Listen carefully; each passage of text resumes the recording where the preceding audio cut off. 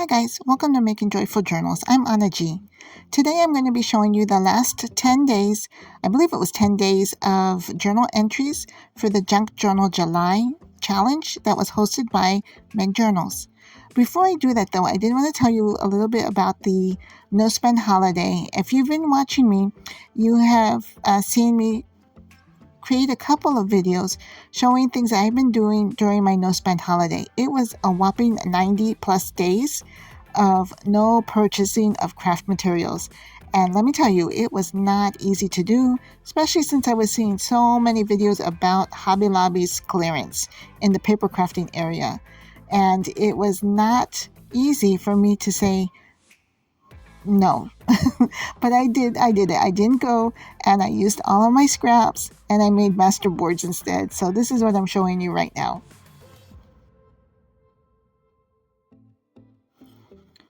So these master boards were created from all of the scraps I had been keeping in a Ziploc bag, and that bag was full.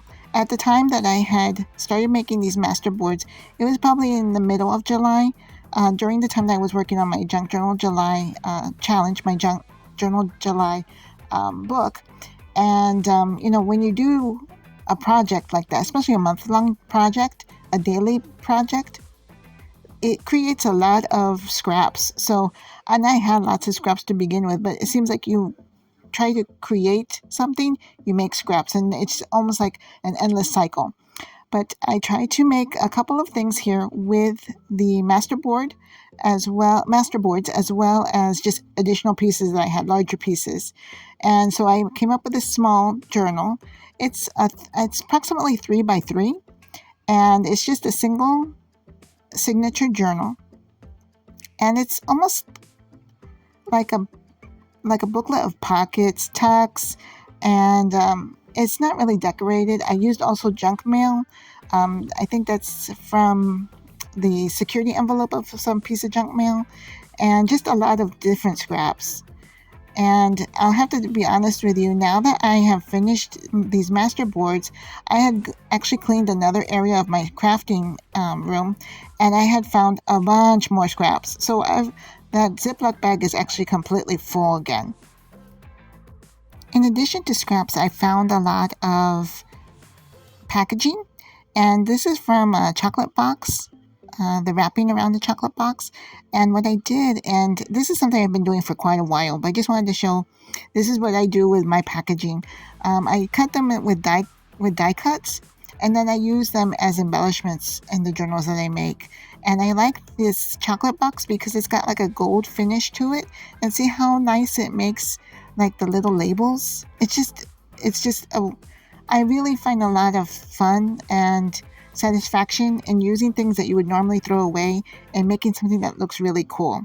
And in fact, those teal pieces there, the little flowers, that was from another package. And then, of course, the heart, that came from the brown heart, and the brown leaves came from the brown section of that chocolate box. So, never overlook the things that you're wanting to just pitch, because they have a lot of potential. A lot of potential.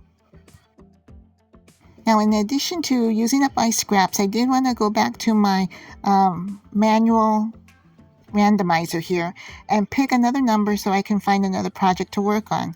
And it looks like I got the number 6. So let's see what number 6 is going to state. I only have, I think, maybe 5 projects left there. Okay, what does it say? 8 by 10. A large fabric spine journal. All right, this is something I've been wanting to work on. So if this is your first time watching, I took a bunch of different things that I had been wanting to work on and put them on these flashcards or on these index cards, and then I was picking them one by one randomly. And so what I'm showing you here, this is a fabric spine journal that I had made a few months ago, but this one is a 5 by 5. Well, I think a little bit over 5, maybe 5 by 5.25 by 5. Square journal, but it's completely fabric, the spine at least. So I'm going to try to attempt doing that with a larger 8 by 10 size.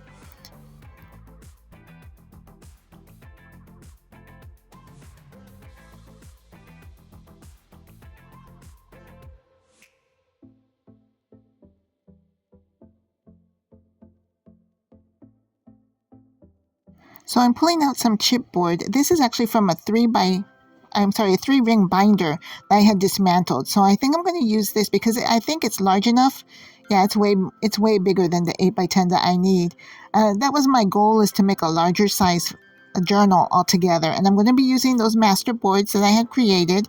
And I'm going to see if I can, I'm not sure how I'm going to sew on this. I'm not going to be able to sew on the chipboard, but I'm going to see how I can sew a bigger signatures within the fabric spine. I'm not sure how that's going to work with my sewing machine, though. We'll have to see how that works out.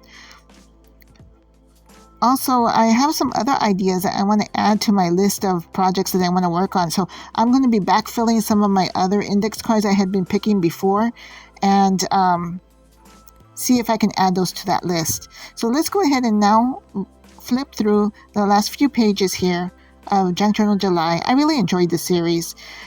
This was timeless, so I had the stars, moon, and gems. I thought all of those things are timeless. They never change over time, or they change very slowly. Here is my example of a tip-in, and I had it at a pocket there because it seemed kind of plain. And with the tip-in really isn't on top of the page; it's on the corner of the page.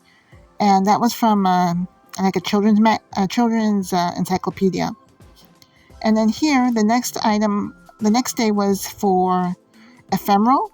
And ephemeral means anything that doesn't have like a long lifespan. And I even researched it. Butterflies really don't have a very long lifespan at all. Some only last a few weeks. I think the longest a butterfly can last is maybe a year. So it's very short. So here's this was tie-dyeing. Tie-dyeing? No, tea-dyed papers. So I had a lot of like tea bag labels, and even the little packaging that it comes in, and then I had that piece of ephemera that said tea time. Now here is my interpretation of shade. Trees create shade, but also another meaning of shade is the artistic form of shade, which I didn't do such a hot job because that was just a regular pencil. So there was a lot of smearing going on there, but that was my attempt at it. And then here is poetic. I have a poem here that I found. It's on the bottom. I saved it where it was from 1977. And I just added some ephemera there on the side, some embellishments. Now for buttons, I was going to use real buttons, but I don't know about you guys. If you were doing this challenge, was your journal getting chunky? Mine sure was. So I had to use paper interpretation of buttons because real buttons would have made this really too thick. And then for contrast, my first thought was, well, black and white are total contrast of each other. So that's why I decided to go with this as my entry. And I had so much fun doing this with the front page that I decided to do it on the back side as well. And so I just have it sitting in this page with a blue paper clip. This one was a lot of fun. It was easy to do, and I think maybe that's what made it so fun. I didn't have to think a whole lot. Just find black and white things and put them on the black paper. Now here you can see my red phone case, but this was supposed to be an interpretation of shine, and that shiny paper is actually some wrapping paper that's, it's probably 10 years plus in age. And then finally, the last day was for celebrate, and so I used one of my favorite words, and I have a lot of alpha stickers, so I thought, well, let me just pull them out and use them. So I really enjoyed this challenge because it makes you use things that you don't normally use or things that you had been hoarding, and this gave you an opportunity to make them shine and make them be showcased in your journal. So thanks again for watching. Take care until I see you the next time. God bless. See you in the next video.